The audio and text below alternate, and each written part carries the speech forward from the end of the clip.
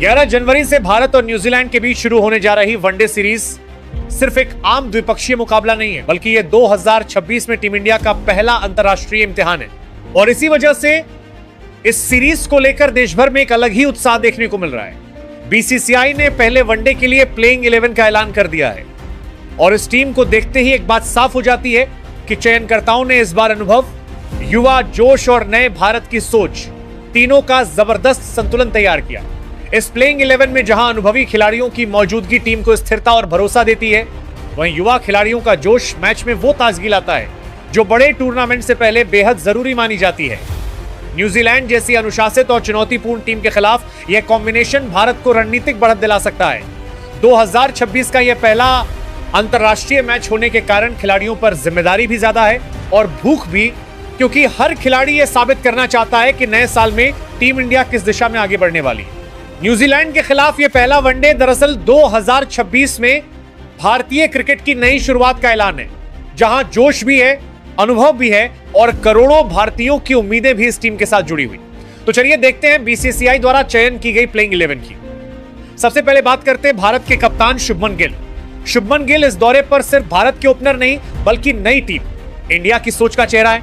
तकनीक, धैर्य और क्लास का सही मेल गिल को न्यूजीलैंड की स्विंग भरी पिचों पर खास बनाता है। कप्तान के तौर पर यह सीरीज उनके निर्णय लेने की क्षमता की परीक्षा होगी।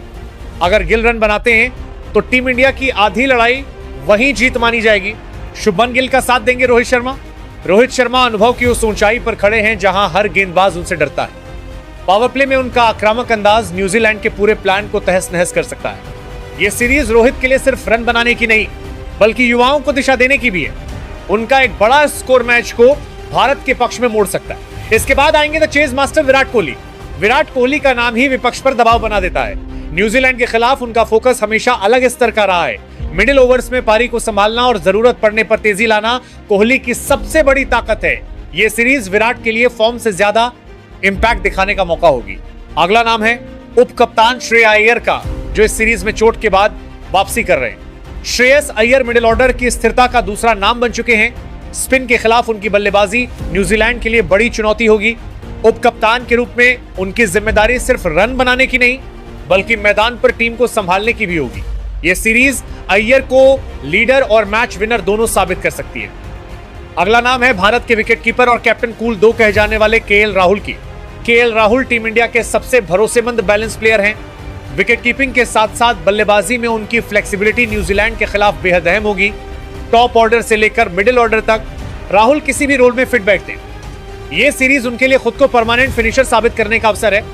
इसके बाद आएंगे ऑलराउंडर सर रविंद्र जडेजा, जिसको प्यार से हम इंडियन रॉकस्टार भी कहते हैं। रविंद्र जडेजा टीम इंडिया के सबसे भरोसेमंद मैच विनर हैं। गेंद, बल्ला और फील्डिंग तीनों में उनका योगदान न्यूजीलैंड के खिलाफ निर्णायक हो सकता है। जडेजा ऐसे खिलाड़ी हैं जो स्कोर कार्ड से ज्यादा मैदान पर असर डालते हैं। यह सीरीज एक बार फिर साबित कर सकती है कि जडेजा क्यों भारत के एक्स फैक्टर हैं। नंबर 7 पर आएंगे fast bowling allrounder Nitish Kumar Reddy. Nitish Kumar Reddy team India के भविष्य की झलक है। ऑलराउंडर के तौर पर उनकी मौजूदगी टीम को गहराई देती है। न्यूजीलैंड सीरीज उनके लिए खुद को बड़े मंच पर साबित करने का अवसर है। अगर नीतीश ने दोनों विभागों में योगदान दिया तो वे सेलेक्टर्स की नजरों में स्थायी नाम बन सकते हैं। अगला नाम है भारत के सबसे सफल China man spinner Kuldeep Yadav.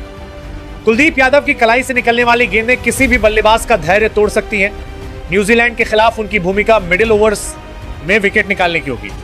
अगर कुलदीप को सही सपोर्ट मिला तो वे मैच का रुख अकेले बदल सकते हैं। यह सीरीज उनकी फिर से गेम चेंजर बनने की कहानी लिख सकती है। इसके बाद आएंगे मियां मैजिक मोहम्मद सिराज। मोहम्मद सिराज नई गेंद से भारत का सबसे बड़ा हथियार है। स्विंग और आक्रामकता के साथ गेंदबाजी करने वाले सिराज न्यूजीलैंड की परिस्थितियों में घातक साबित हो सकते हैं। शुरुआती विकेट निकालना उनकी सबसे बड़ी जिम्मेदारी होगी। अगर सिराज लय में रहे तो न्यूजीलैंड की बल्लेबाजी शुरुआत में ही दबाव में आ जाएगी। अगला नाम है हर्षित राणा। हर्षित राणा युवा जोश और आत्मविश्वास के प्रतीक हैं। यह सीरीज उनके लिए इंटरनेशनल क्रिकेट में खुद को स्थापित करने का बड़ा मंच हो सकती है। उनकी रफ्तार और आक्रामक लेंथ न्यूजीलैंड के बल्लेबाजों को चौंका सकती है। मौका मिला तो हर्षित ये दिखा सकते हैं कि वे भविष्य की नहीं, वर्तमान की जरूरत है। इसके बाद आएंगे स्विंग के king Arshdeep Singh. Arshdeep Singh death overs के सबसे भरोसेमंद गेंदबाजों में शामिल हो चुके हैं। उनकी यॉर्कर और स्लोअर गेंदें न्यूजीलैंड के फिनिशर्स के लिए बड़ी चुनौती होंगी। अंतिम ओवरों में रन एक बार के रोकना और विकेट निकालना उनकी जिम्मेदारी होगी। ये सीरीज अर्शदीप की मैच फिनिशिंग गेंदबाजी का असली टेस्ट है। अब जब आप भारत की इस प्लेइंग 11 को देख चुके हैं तो सवाल आपसे है, आपको ये कॉम्बिनेशन कैसा लगा? क्या युवा जोश और अनुभव का ये मेल न्यूजीलैंड जैसी मजबूत टीम को मात दे पाएगा? कौन सा खिलाड़ी आपके हिसाब से सबसे बड़ा मैच विनर साबित होगा और किससे सबसे ज्यादा उम्मीदें हैं? अपना जवाब और अनुमान कमेंट में जरूर लिखिए।